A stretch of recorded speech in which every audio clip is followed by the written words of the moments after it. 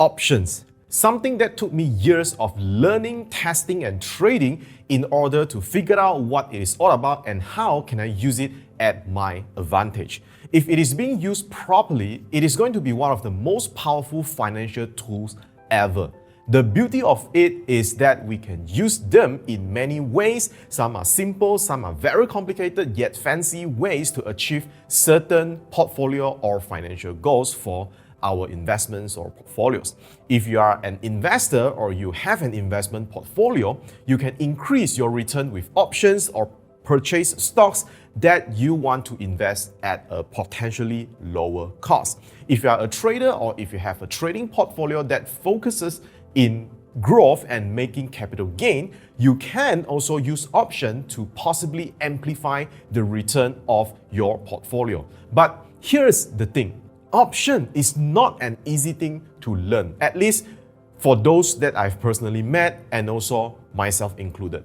I have never met anyone who trade options telling me that he or she figured it out in days or weeks or even months. So I have decided to share more content about options, including strategies that I personally use for different specific situations and other practical and powerful ways to use options based on different scenarios. So if you are into this, do not forget to subscribe for all the good stuff and turn on the notification bell so that you won't miss any new content. But before I can share those content, it is a must for me to cover the basics first. And this is exactly what this video is all about. The options basics, or option 101 for beginners. If you are ready, grab your coffee or whatever drinks, find a comfortable seating positions, fasten your seatbelt, and the journey will begin. A quick disclaimer before we proceed any further. I'm not a licensed financial advisor and I'm not licensed to give you any financial advice. So this video is just for educational purpose only. Simon has a house and he wants to sell it for $200,000. Brian is interested in Simon's house, but he can only come up with the money to buy this property after 3 months. So Brian goes to Simon and say, I'm interested in your property and I'm only able to come out with the money to buy in 3 months' time or less. Simon says, sure, why not? And Brian pays Simon a $5,000 to secure this deal and they sign a contract. In that contract, Brian has the rights to buy Simon's property anytime within these 3 months at $200,000. If Brian exercises his rights before or during the contract's expiry date, Simon has to sell his property to Brian for $200,000. Within that 3 months, 2 scenarios can happen. So, first scenario, there is a new college that would be built soon within 1 kilometer radius. Many investors show interest in the properties nearby the college as there will be students who need to rent units nearby the college, which also means the demand of rental properties nearby the college is expected to increase. This significantly pushes the value of the properties nearby this college. Due to this reason, Simon's property is now valued at $250,000. Brian is super happy right now. Remember Brian's rights? Brian can now exercise his rights and buy Simon's property at $200,000, and in this case, Simon is obligated to sell his property to Brian for this pre-agreed price.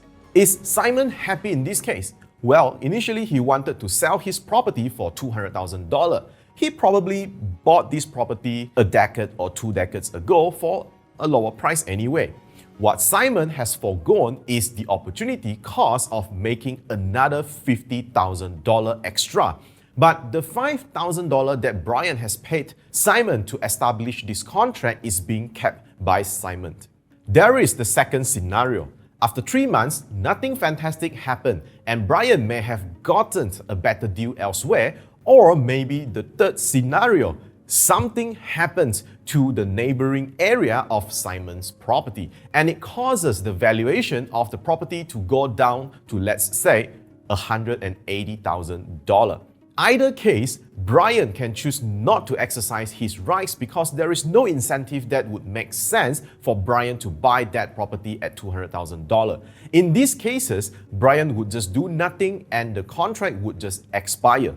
So by the end of the contract, Simon gets to keep his house and the $5,000 that Brian has paid to Simon to establish this contract earlier on. As for Brian, his maximum loss for this deal is the $5,000 that he has put in to secure this deal 3 months ago. So this illustration explains how a call option works.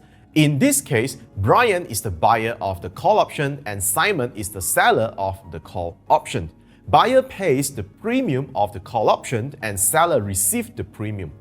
A call option gives the buyer the rights but not the obligation to buy an underlying asset at a specific price known as strike price or exercise price, before or at expiration for American-style options.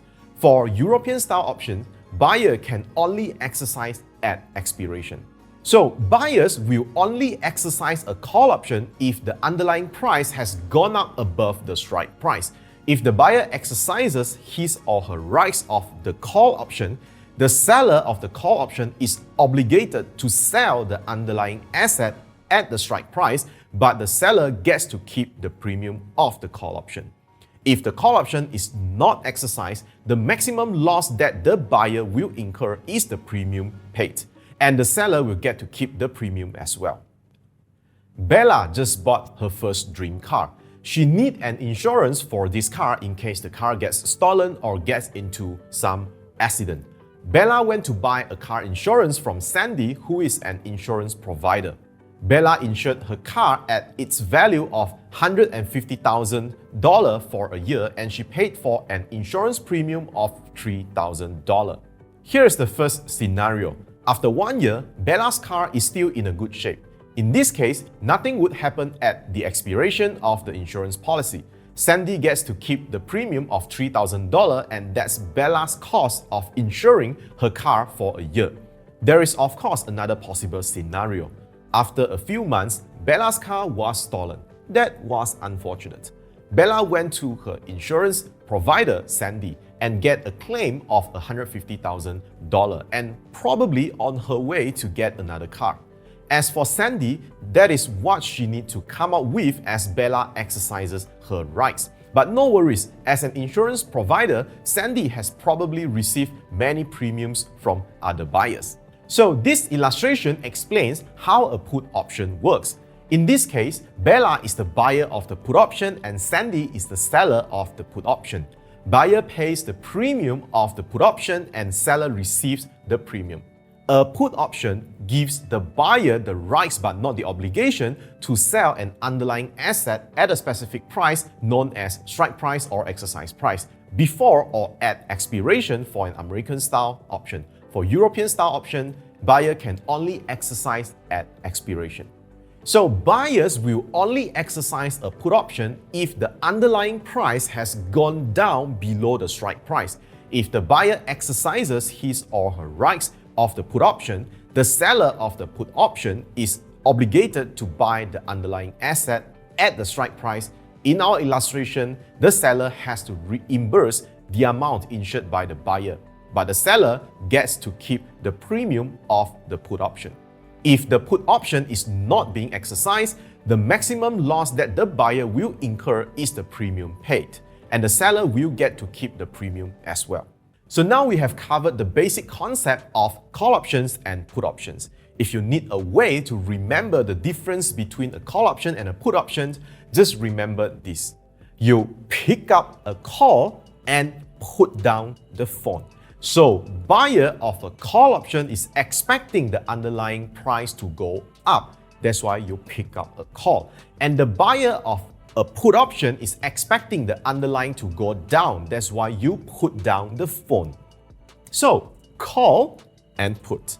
And now let's move into something a little more technical but important.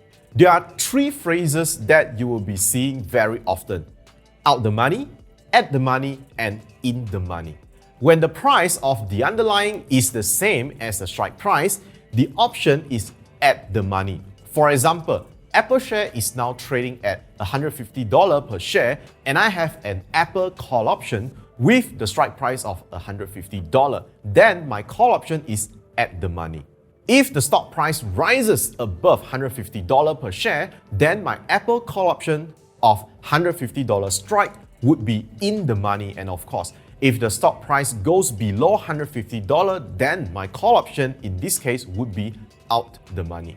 Out the money options will never be exercised because there is no point for me to exercise my rights to buy Apple shares at the strike price of $150 if I could just buy directly from the market for a lower price, say $149 or $148 or even $140 per share. Remember the house that Brian wanted to buy? The strike price was $200,000 for the house, and after a period of time, the valuation of the house went up to $250,000. That contract is in the money as the market price is higher than the strike price. Now, if the valuation of the house went down to $180,000, then that contract would be out the money, and guess what? It is impossible for Brian to exercise his rights.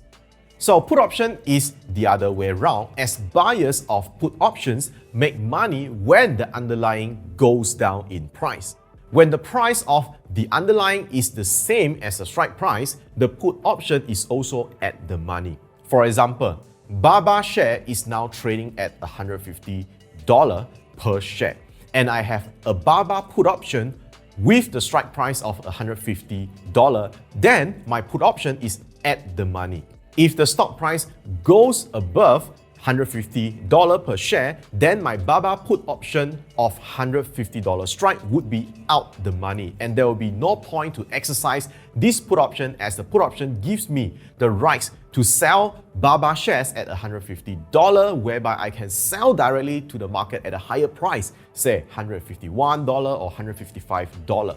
But imagine the price of Baba drops below $150, then my put option will be valuable because I have the rights to sell Baba shares at $150, which is above the market price. So let's say the market price is $140 right now. I could buy Baba from the market for $140 per share and then exercise my rights to sell Baba shares at $150 per share to the put options seller. And again, in this case, if I exercise my rights, the put option seller is obligated to fulfill the contract. Now, let me explain what makes up the price of an option contract.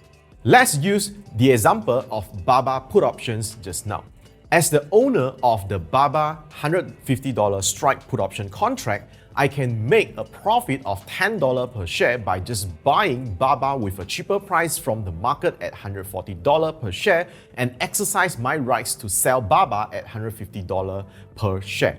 And this $10 is known as intrinsic value. That's the difference between the market and the strike price for in-the-money options. Out-the-money options contract have no intrinsic value.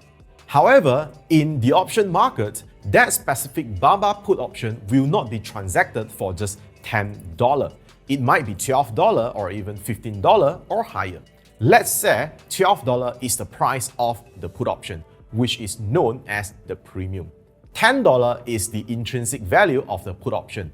But how about the other $2? That's what we call the extrinsic value. The extrinsic value of an option is typically made up from two things: time value and volatility.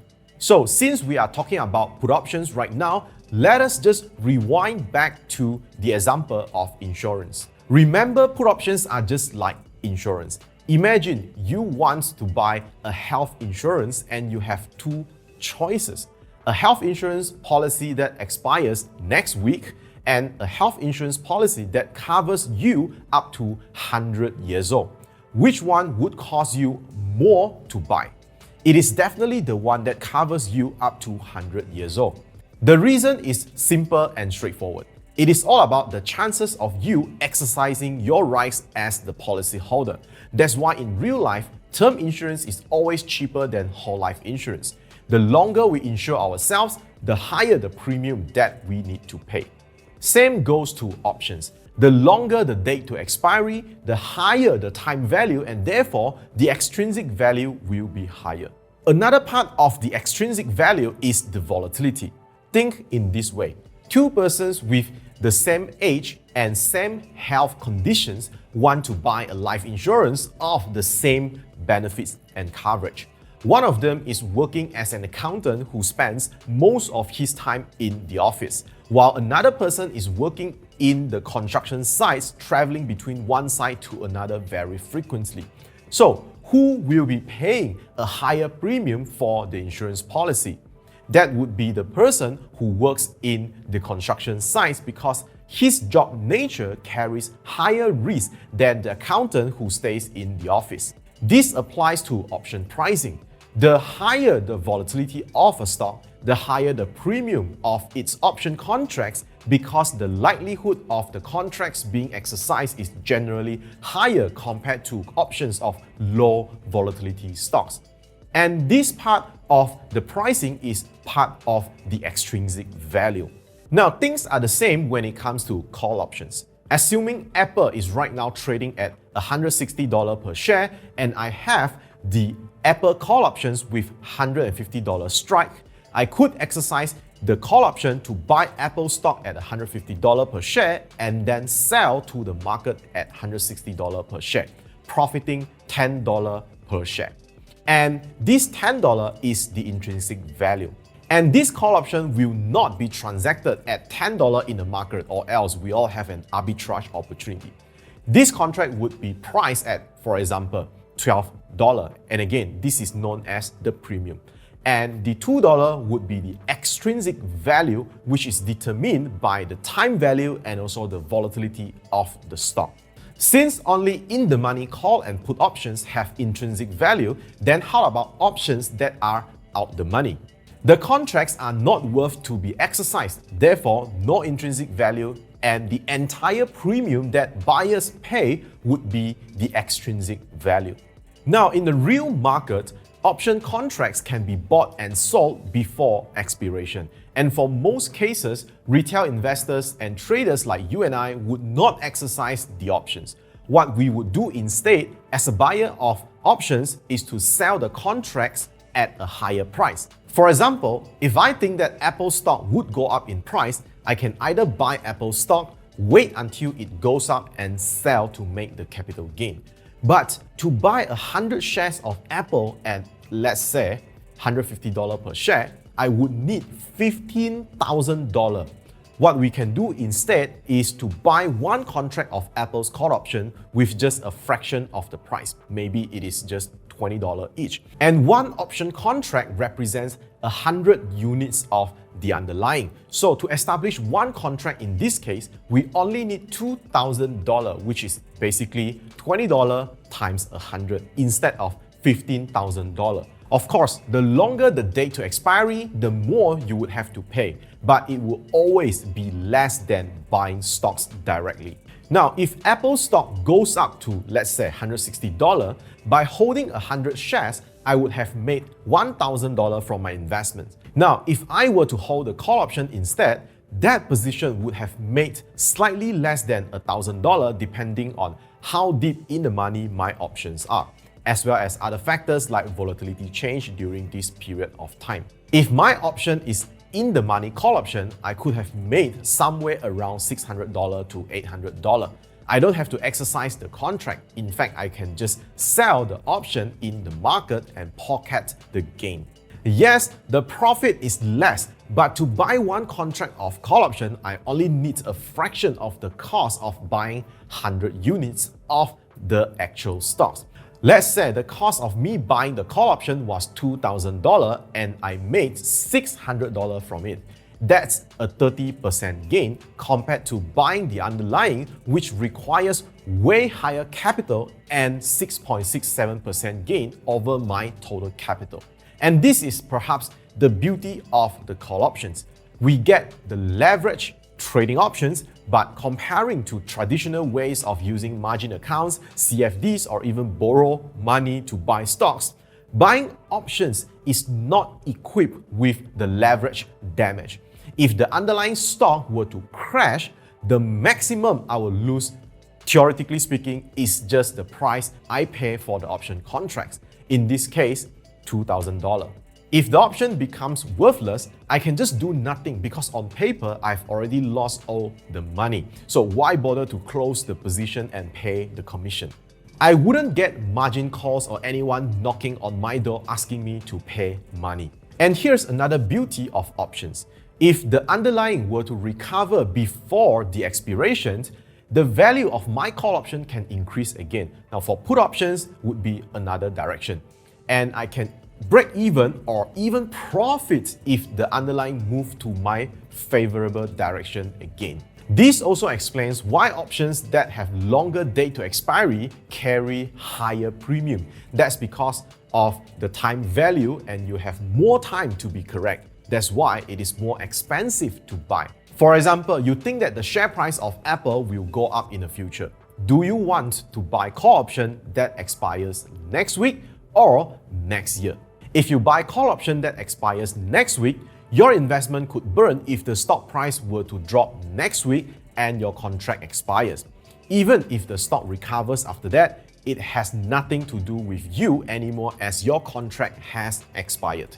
So you could be right at the direction but not the timing. A longer expiration date would have saved you because you just have to be right at the direction, not necessarily the timing, as long as you keep holding your contract. In other words, you have more time to be correct. So the longer the date to expiry, the higher the time value, the higher the extrinsic value, and therefore the higher the premium.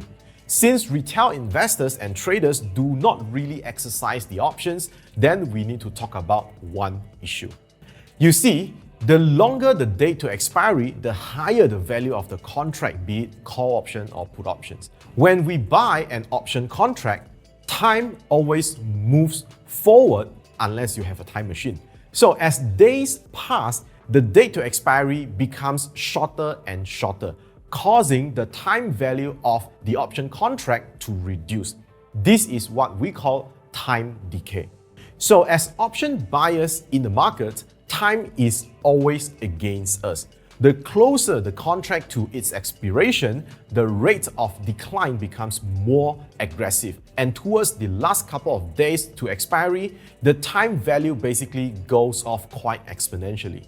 As for selling options, which means being the seller side, be it selling call options or selling put options, we want the contracts to expire worthless so that we pocket the entire premium ideally.